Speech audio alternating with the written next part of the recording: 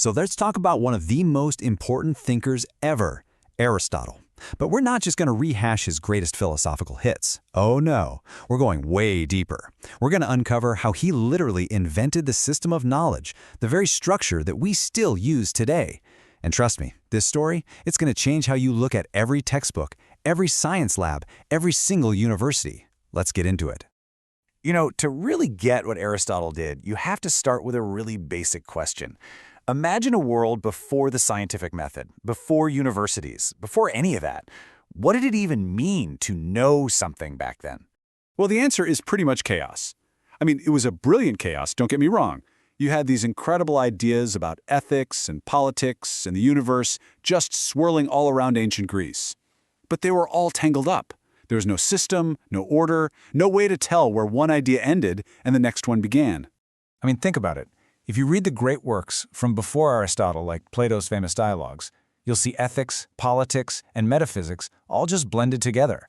One thinker said they would flit from topic to topic in a disconcerting manner. The idea that you could be, say, a biologist or a political scientist, that just didn't exist yet. Those boxes hadn't been created.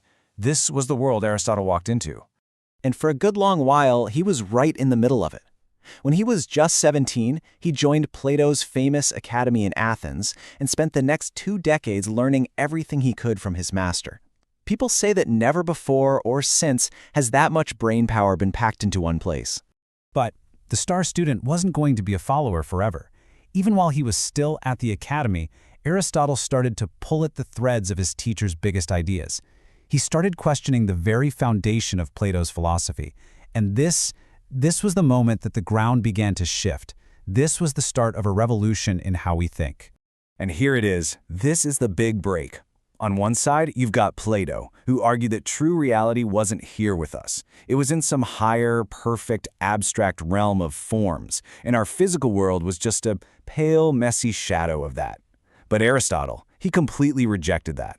For him, reality wasn't somewhere out there. It was right here. The world we can see and touch and observe, that was the only world that mattered. And that idea, as simple as it sounds, lit the fuse for the entire scientific revolution. And he was not shy about it either. He basically said Plato's theory didn't solve any problems, it just doubled them. Now you had to explain all these invisible things too. In one of his works, he just dismisses the whole theory of ideas as taradiddle, which is a fantastic old word for, nonsense. He wasn't just arguing with his teacher, he was clearing the table to build a brand new foundation for knowledge. So, after Plato died, Aristotle packed his bags. He left the academy, he left the abstract debates of Athens behind, and he set out to start something new. He decided it was time to stop speculating about other worlds and, well, get his hands dirty in this one. He ended up traveling to places like Assos and the island of Lesbos, and there he just dove headfirst into groundbreaking scientific research. He pretty much became the world's first real zoologist and marine biologist, doing studies that nobody had ever even thought to do before. And this quote right here, it just perfectly captures his whole new mindset. While other philosophers were staring up at the stars looking for big answers, Aristotle was down on the beach, poking at sponges and cutting open fish.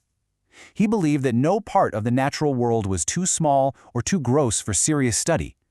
He insisted that in every single creature you could find something natural and something beautiful.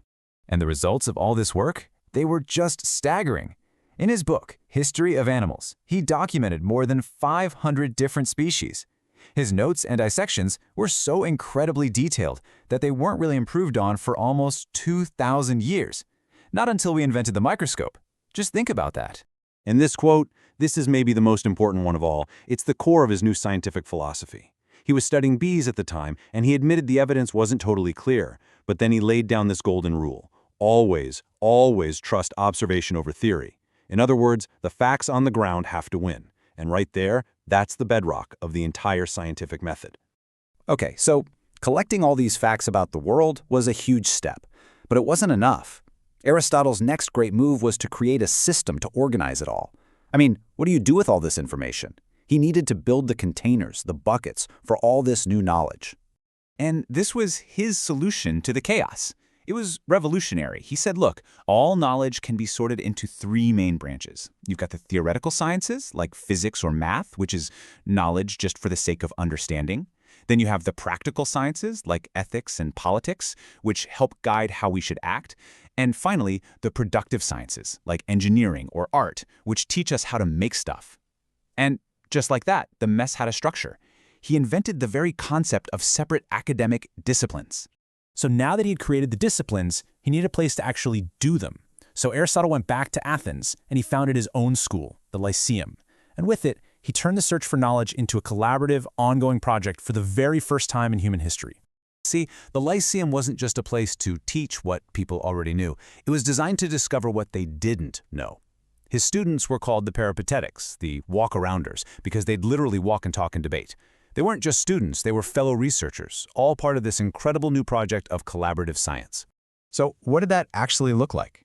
Well, here's a perfect example. Before he wrote his great work on politics, Aristotle and his students didn't just sit around and theorize about the perfect government. No, they launched a massive research project. They collected and analyzed the constitutions of 158 different city-states. This was data-driven political science in the 4th century BCE. It's just amazing. Now, to power all of this research, he knew they needed one more crucial thing, a shared brain. So he built a huge, systematic collection of scrolls and texts. And this wasn't just for him. It was a resource for his colleagues, for his students, and for the future. He basically created the world's very first research library. So when you put all of this together, you start to see the full picture. Aristotle didn't just discover a bunch of new facts. He built the entire operating system for how we gain knowledge. He laid the foundation, he built the structure, and he created the institution for everything that we now call science. I mean, let's just run down the list, because it is absolutely wild. He was the first to perform detailed, systematic observations of nature, the first to really get the link between observation and theory. He identified and created distinct scientific fields. He organized lectures into courses. He founded the first research institute, the Lyceum, and he built the first research library. Seriously, every university, every lab, every single textbook you've ever read owes a massive debt to him. Centuries and centuries later, the great poet Dante gave Aristotle a title that just captures his legacy perfectly. He called him the master of those who know.